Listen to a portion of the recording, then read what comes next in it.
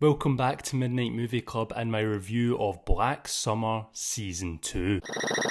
So Black Summer Season 2 dropped just last week there again on Netflix. I've finally got round to watching all 8 episodes, and I do have to say right off the bat, I really didn't enjoy this one as much as Season 1. It started off with an absolute bang.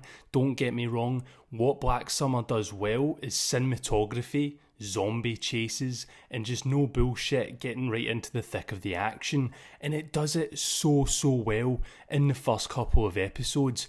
But then as the season progresses, it gets caught up in other bullshit, and with the characterization being sacrificed once again for more heavy on the action sequences, in season 1 I could forgive it for that.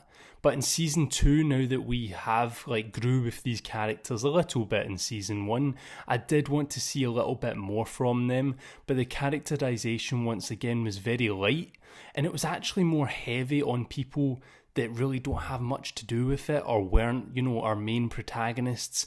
Our main protagonists, some of them took a sideline, and I didn't really like that. So I could excuse the sacrifice of the characterization in season 1. In season 2, I couldn't. Sadly, in season 2 as well, the editing and the way they tell the story isn't as coherent as it was in season 1. We do know that they've got this multi-strand narrative going on in Black Summer, and I was a big fan. I was a really big fan of the way they told it in season 1, and the way it all came together. It was brilliant. But in season 1, there is a point where it does all come together, and from there it's just linear. It's just, what happens next is what happens next. We might get the odd flashback here or there, but it's not all over the place like it was at the start of the season. In season 2, it drops that. It tells it all out of order for every single episode. It's almost like 10 little short films put into one episode, and it works in some episodes. But near the end of the season, I just found myself thinking, why are we retreading this? I know what happens to this character now. Why do I care what happened with them a couple of days ago? It just, when it was told out of order, I was like, it's kind of redundant now that I know what happens, so why are we going back over this? There was one character as well we actually get a lot of time with, we learn a lot about, and he has a really cool interaction with Spears, who was one of my favourite characters from the first season, and it was nice to get a little bit more backstory on him, but I feel in the end with his arc for this season, it was just all kind of wasted, and that character who was connected to him, they never really do anything with him. Nothing's really explained with him in the end, and he's kind of just forgotten about. Maybe we'll see him in season 3, hopefully, because I did find him quite interesting, and I would have liked to have seen, a better arc for him and Spears and an actual conclusion for those two. It was just kind of weird the way they left it with them, and this is the same for quite a few characters. I did like most of the new characters they added, and I did like the new conflict that was in front of our protagonists in this season. And what I do really like about Black Summer is it's not so clear cut where you're it's not black and white, it's not like good guys, bad guys. Everyone's in this moral grey area, and you can't really tell who's good or bad. It's just people trying to survive, having a few misunderstandings along the way. Yeah, there's some people who are more shitty than other people, but everyone's kind of shitty, and it's just nice to see everyone being the same shit, being shit. There's no goody two shoes, Mary Sue kind of characters, any guys that are just perfect and all right.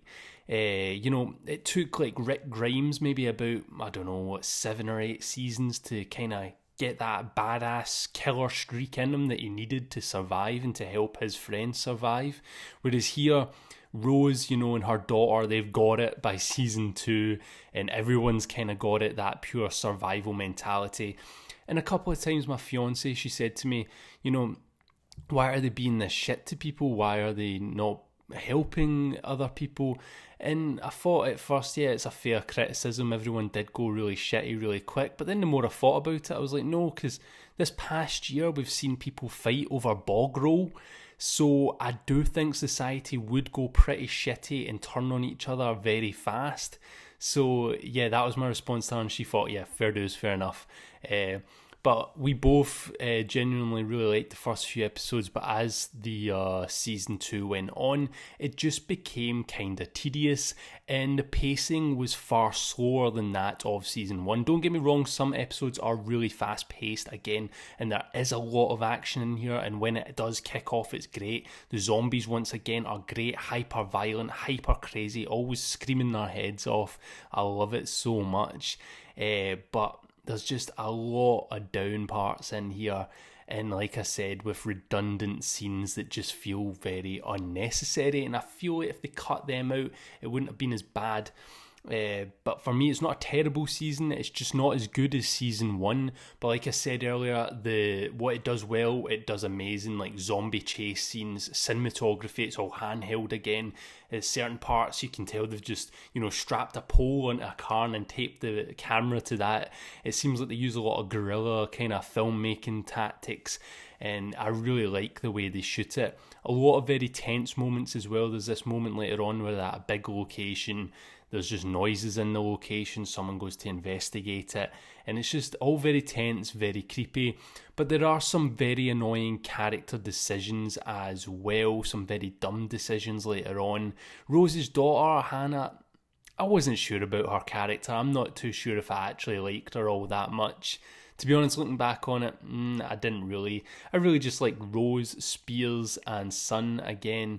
Sadly, Sun is sidelining quite a lot here, which is a shame because I really like her character and just the dynamic of her, being foreign, not speaking like the native language of the country she's in, or not the native language, but English of the country she's in. Imagine one of us, not speaking Korean and being stuck over in South Korea when a zombie outbreak kicks off. It would be absolutely terrifying, just the situation alone, but then not being able to speak the language or read the language, it would just make things 10 times harder. So I'm always very interested in her journey, and I'm interested in the way it ended and to see how they set up a season 3 and what direction they're going to take it.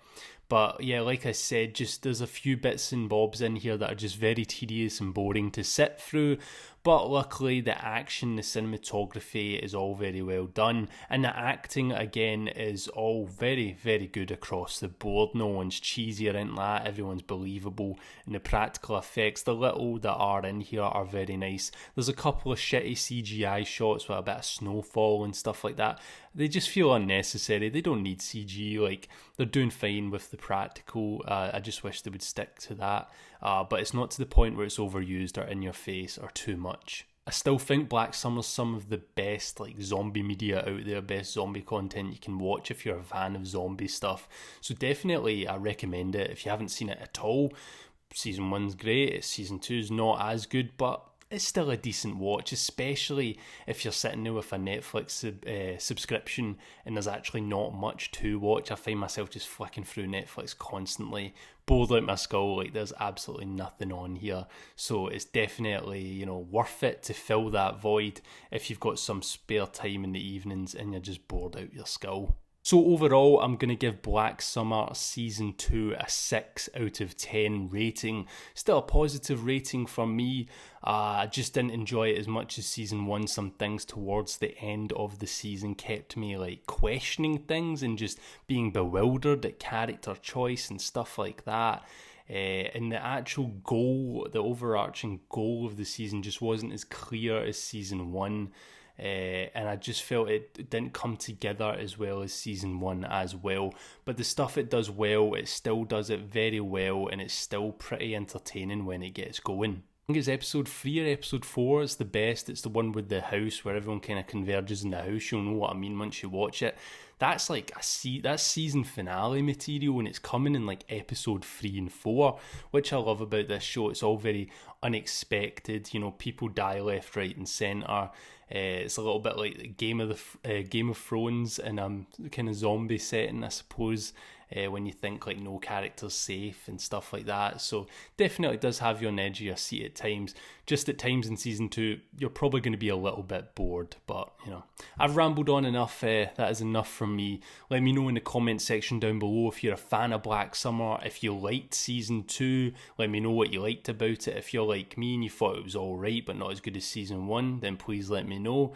And if you're keen for Black Summer season 3, also drop that in the comments section down below as well. If you're new here, please do subscribe to join the club. If you enjoyed this review, drop it a like. And as always, thank you very much for watching, and good night. How sick is this t-shirt, man? It's like $20 from Cotton On. If you're in Australia, Cotton On, they're doing like horror t-shirts now and then, $20. Give it a go. I'm not sponsored, I promise. If they do want to sponsor me, talk about horror t-shirts, but hit me up.